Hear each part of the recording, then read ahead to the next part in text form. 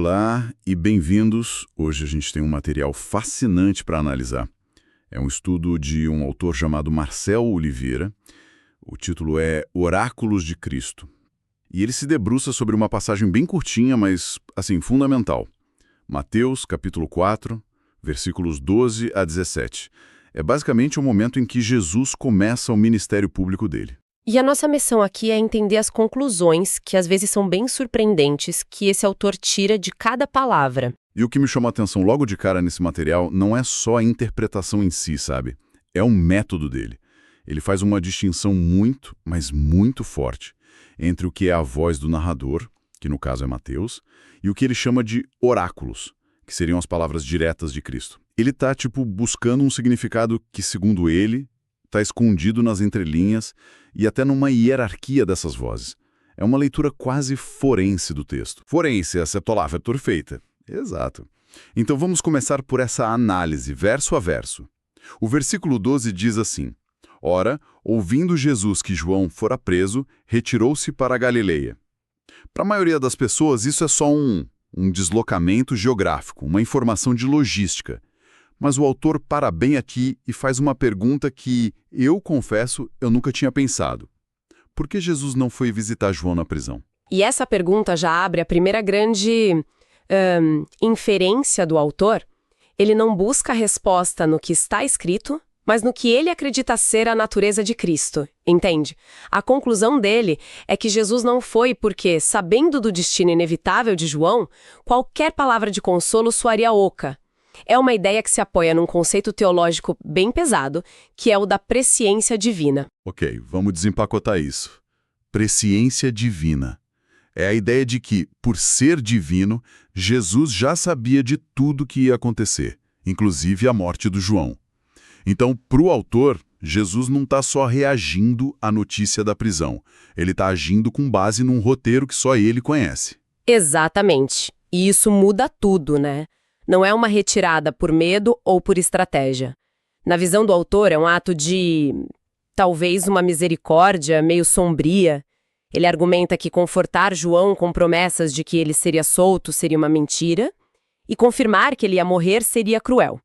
Então, a única ação limpa, digamos assim, seria o silêncio e a distância. O autor tenta colocar a gente na cabeça de alguém que sabe o futuro e como isso seria paralisante em algumas situações. É uma interpretação que humaniza e, ao mesmo tempo, reforça a divindade dele de uma forma bem dramática. Mostra um peso emocional que a simples leitura do versículo não passa, né? E essa técnica de achar significados nas lacunas do texto continua. Ele usa uma lógica parecida para desmontar outra crença muito comum que ele aborda no versículo seguinte, o 13. Ah, sim. O versículo 13 diz que Jesus deixou Nazaré e foi habitar em Cafarnaum.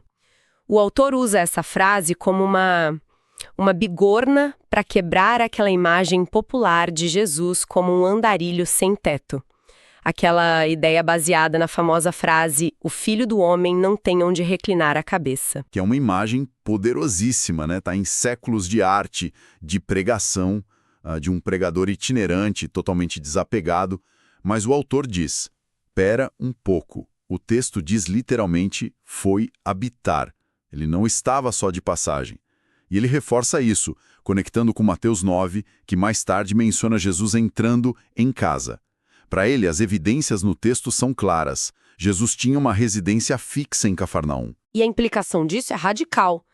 Pensa bem, a interpretação do autor não só dá um endereço para ele, mas o coloca no meio de um caos doméstico. E é aí que ele reinterpreta a frase sobre não ter onde reclinar a cabeça. Para ele, não se trata de falta de um teto, mas de falta de paz debaixo desse teto. Ele pinta um quadro bem vívido, né? A casa de Jesus se torna um pronto-socorro espiritual, 24 horas por dia, pessoas batendo na porta o tempo todo, buscando curas, ensinamentos, milagres. A casa existe, mas o refúgio, não. Ele literalmente não consegue descansar, não consegue reclinar a cabeça. O que, de certa forma, o torna mais humano e sobrecarregado, não acha? Ele não é uma figura etérea flutuando pela Galileia. É alguém com uma casa, com vizinhos E uma fila de gente na porta que nunca acaba. A angústia dele não é a da falta, mas a do excesso de demanda. É uma imagem muito mais moderna, quase como uma celebridade que não tem vida privada. Isso muda a qualidade do sacrifício que ele está fazendo. Totalmente. Até agora, a gente analisou esses detalhes textuais fascinantes, essas inferências sobre o estado emocional e a vida doméstica de Jesus. Mas é na conclusão da passagem, nos versículos seguintes, que o autor revela o verdadeiro objetivo do estudo dele. E é uma ideia que pode mudar a forma como se lê a Bíblia inteira. Sim, os pontos anteriores são a preparação do terreno. É como se ele estivesse nos ensinando a ler o texto do jeito dele, para que a gente estivesse pronto para a tese principal. Exato. E essa tese começa com a frase: "Desde então começou Jesus a pregar". Para o autor, as palavras "desde então" são uma chave, um marcador temporal importantíssimo. Ele argumenta que a prisão de João não é só o gatilho, é o fim de uma era.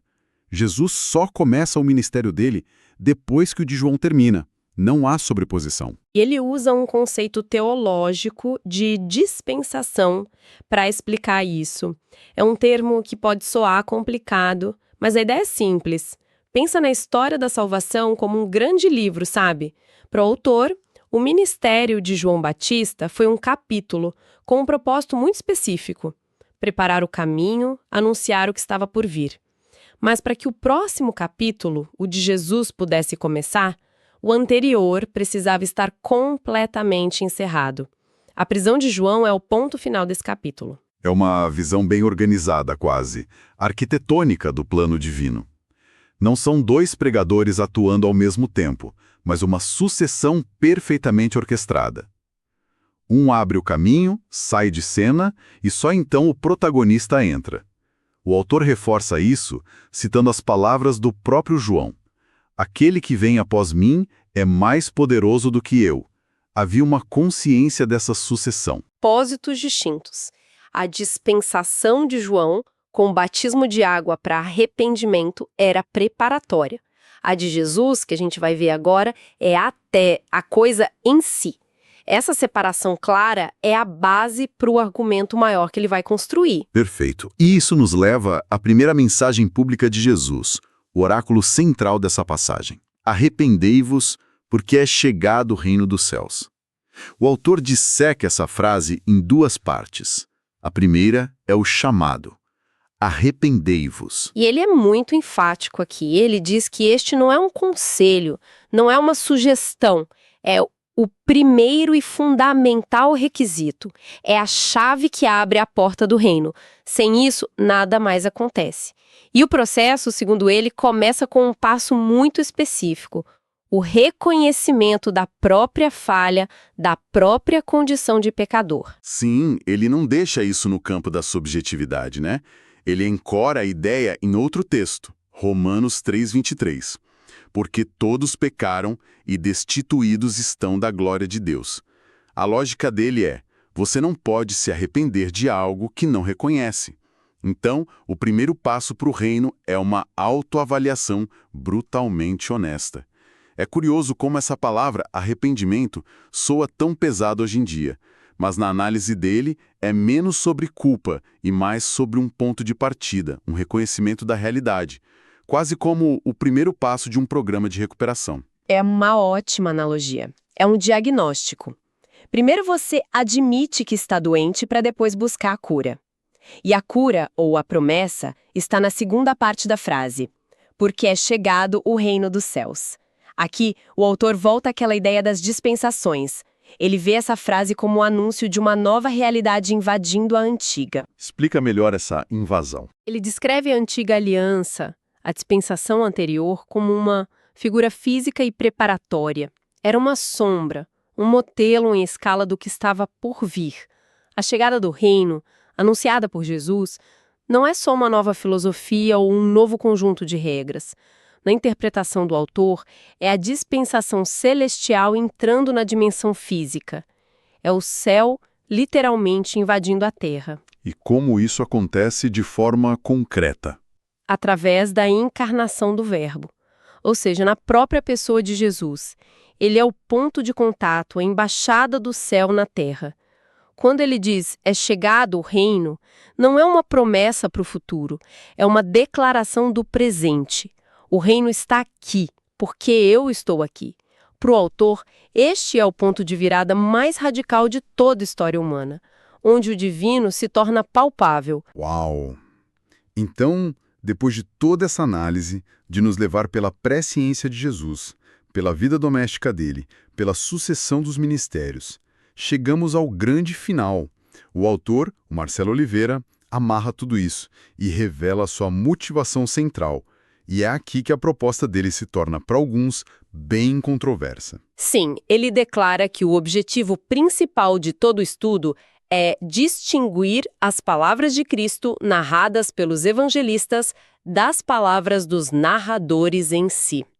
O que ele está tentando fazer, basicamente, é pegar um marca-texto de cores diferentes e separar o que é citação direta de Jesus do que é o comentário ou a narrativa de Mateus, Marcos, Lucas ou João. E por que isso é tão importante para ele?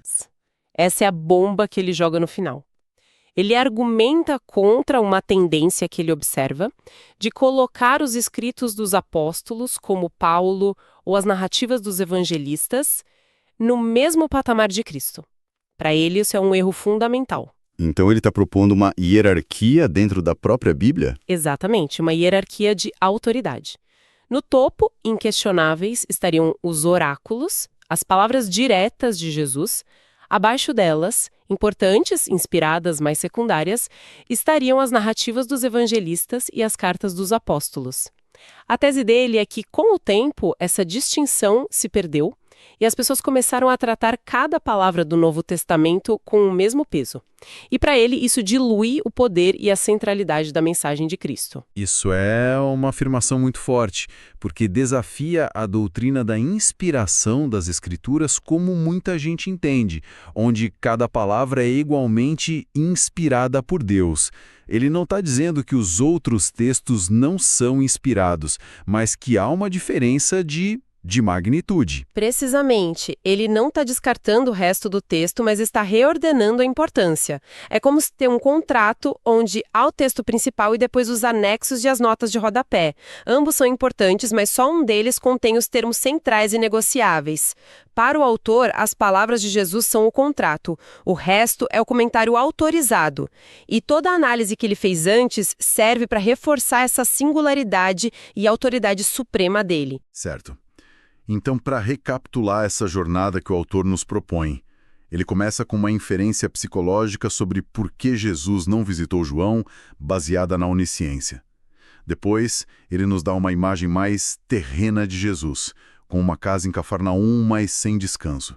A seguir, ele estabelece uma linha temporal rígida entre o ministério de João e o de Jesus, como capítulos distintos de um livro. E tudo isso culmina na tese principal dele, que as palavras diretas de Cristo, os oráculos, têm uma autoridade superior e que devem ser lidas como o núcleo central e hierarquicamente superior de toda a Escritura. Ele nos ensinou a ver Jesus como único em conhecimento e propósito, para, no final, argumentar que suas palavras também devem ser tratadas como únicas em autoridade. É uma perspectiva que, sem dúvida, força uma reavaliação da maneira como se lê o texto sagrado. Com certeza. E isso nos deixa com uma questão final para refletir, que emerge diretamente desta fonte. O autor propõe uma hierarquia de autoridade dentro de um texto canônico. Se a gente levar essa premissa a sério por um momento, como isso poderia alterar a maneira como uma pessoa lê e interpreta não só os evangelhos, mas outras partes da Bíblia? Por exemplo, o que acontece quando o ensinamento nas cartas de Paulo parece, à primeira vista, divergir de algo que Jesus disse nos evangelhos? Seguindo a lógica do autor, a palavra de Jesus sempre teria a precedência. Isso poderia resolver algumas tensões teológicas, mas talvez criar outras. A pergunta que fica é: essa hierarquização das vozes dentro de um texto sagrado enriquece ou empobrece a sua mensagem? É algo que reverbera muito além desta passagem.